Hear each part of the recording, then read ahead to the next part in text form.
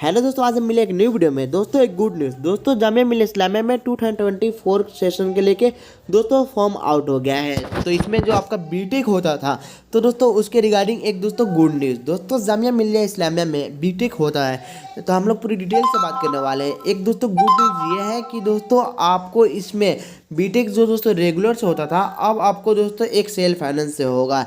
यानी दोस्तों आपका जो 2018 से पहले दोस्तों आपका इसमें एक बी भी होता था, पर दोस्तों 2018 से आपका बी बंद हो गया है। तो फाइनली दोस्तों इस बार आप दोस्तों देखोगे, यानी दोस्तों आपका जो बी होता था वो आपका इवनिंग में होता था। रेगुलर में आपको मॉर्निंग में जो आपका बीटेक चलता था और इवनिंग में दोस्तों आपका बी होता था। पर दोस्तों आप देखोगे अब आपका इसमें बी तो नहीं है दोस्तों, पर आप दोस्तों देखोगे सेल्फ फाइनेंस के लेके यहाँ पर आपको एक बीटेक कोर्स स्टार्ट हो गया जो कि आपका सेल्फ फाइनेंस है। यानी आपका ये इसका जो क्लासेस आपको इवनिंग में चलेगा दोस्तों। यानी आप दोस्तों देखोगे बी के बदला जो आपका स्टार्ट हो गया इसमें कोर्स वो बीटेक हो गया, बीटेक ही स्टार्ट हुआ सेल्फ फाइनेंस। यानी उसमें आपको जो पहले आपको बी की डिग्री मिलता था, पर दोस्तों अब आपको इसमें जो मिलेगा वो आपका बीटेक की ही डिग्री मिलेगा।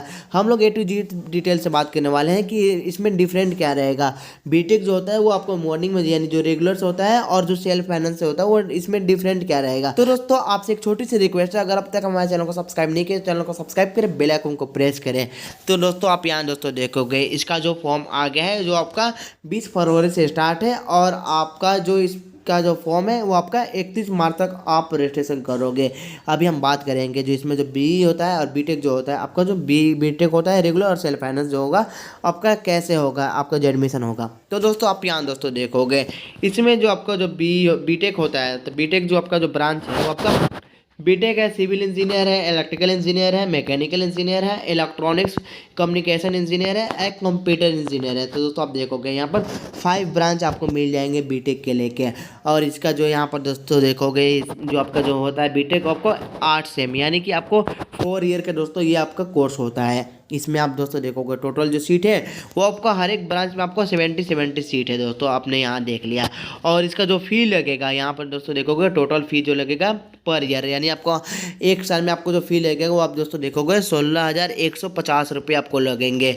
आप चाहे इन 5 ब्रांच में किसी भी ब्रांच में आप एडमिशन लो 16,150 रुपये लगेंगे आपको पर ईयर लगेंगे। अब दोस्तों जो नया कोर्स स्टार्ट हुआ है यानी बीटेक, दोस्तों आप देखोगे जो बी का बदला आपका जो नया कोर्स स्टार्ट हुआ है वो सेल्फ फाइनेंस। दोस्तों आप देखोगे यहाँ पर सेल्फ फाइनेंस यहाँ मेंशन है आपको।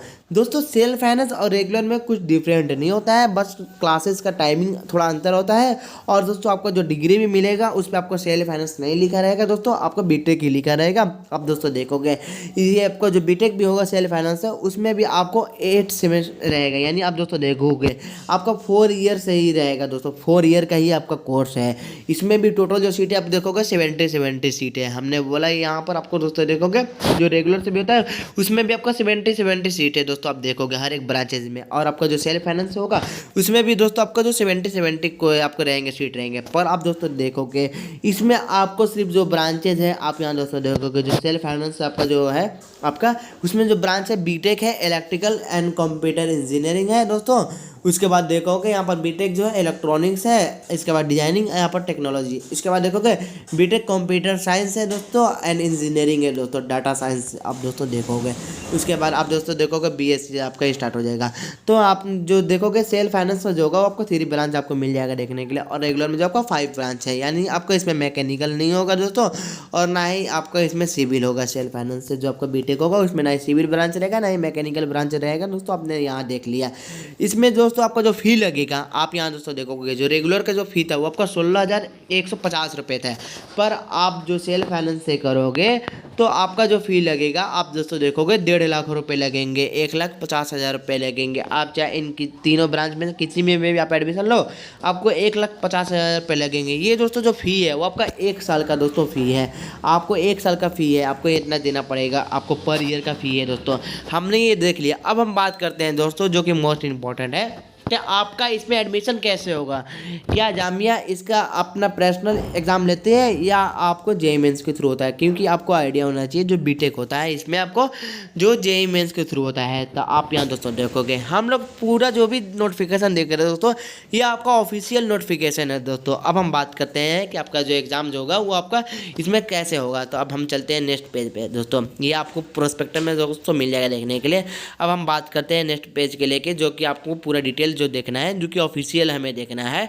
तो आप दोस्तों देखोगे ऑफिशियल के अकॉर्डिंग हम लोग यहाँ देख रहे हैं। तो दोस्तों आप यहाँ दोस्तों देखोगे यहाँ पर लिखा हुआ है, यहाँ पर लिखा हुआ है बीटेक सिविल इंजीनियरिंग। यहाँ पर आपको जो 5 ब्रांच आपको है और सेल्फ फाइनेंस वाले भी जो आपको यहाँ पर ब्रांच है आपको मिल जाएगा देखने के लिए दोस्तों। इसका जो एग्ज़ाम होगा, यानी आप दोस्तों देखोगे इसमें आपको जो एडमिशन लेना है तो आपको एग्ज़ाम जेईई मेंस के देना पड़ेगा। इसमें चाहे आप रेगुलर में एडमिशन लो चाहे आप सेल्फ फाइनेंस में एडमिशन लो, आपको जेईई मेंस के एग्ज़ाम देना होगा।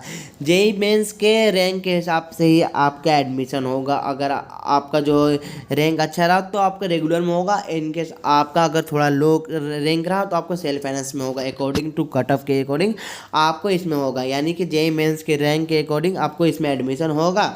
आपका दोस्तों देखोगे आपका एक और यहाँ पर लिखा हुआ है जेईई मेंस आपको फाइनल रैंक से होगा, और उसके बाद देखोगे according to the result of JEE mains, यानी जेईई मेंस के रिजल्ट के अकॉर्डिंग आपका एडमिशन होगा। चाहे आप सेल्फ फाइनेंस में लो चाहे आपका रेगुलर में एडमिशन हो, बस आपका फ़ी भी डिफरेंट हो जाएगा और आपका क्लास का टाइमिंग थोड़ा डिफरेंट रहेगा।